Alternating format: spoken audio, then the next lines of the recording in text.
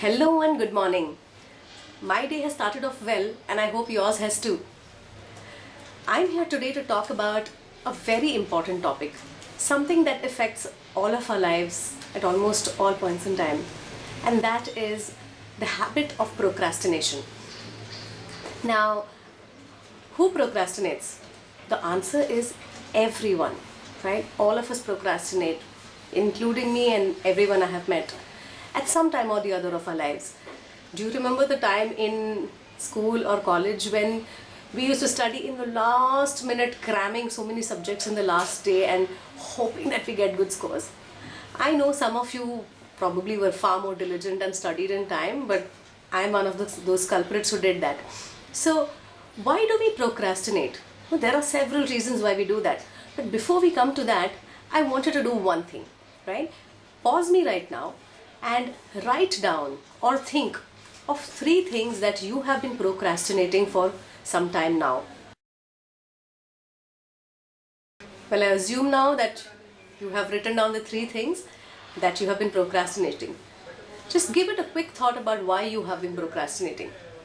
The reasons are many: lack of resources, lack of time, I'm not sure if this is the right time, I don't feel right, I feel tired or lazy. So it has different reasons, everyone has different reasons for it.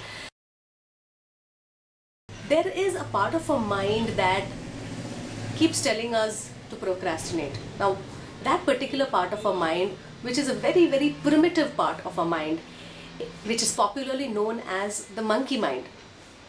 I know it sounds very funny, but yes, it's called the monkey mind. Now, why is it called the monkey mind? Because this part of our mind is very, very instinctual. It is very playful. It wants to do something that gives it instant pleasure.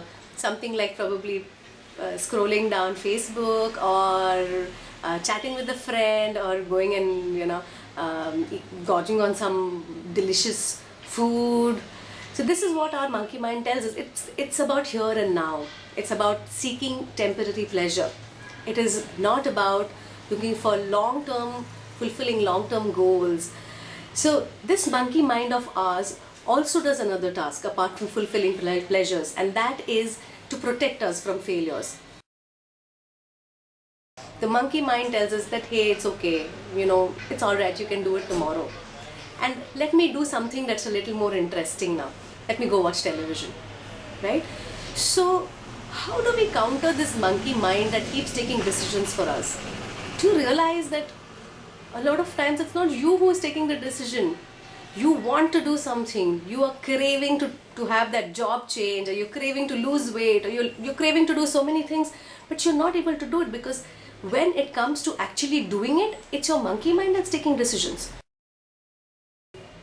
So we have another part of our mind which is very, very logical. This is the part of the mind that tells us to do things, that says, hey, this is important, you need to do it right now. This is usually a constant battle happening ahead between these two minds, the logical mind and the monkey mind. One telling you to do something and the other telling you to hold on and do it some other time. The moment you start becoming aware of your thoughts and start telling your monkey mind, your logical mind constantly observes what the monkey mind does and tells it that, hey, monkey mind, I think it's time for you to retire. It is time for you to take rest, and you are not helping me.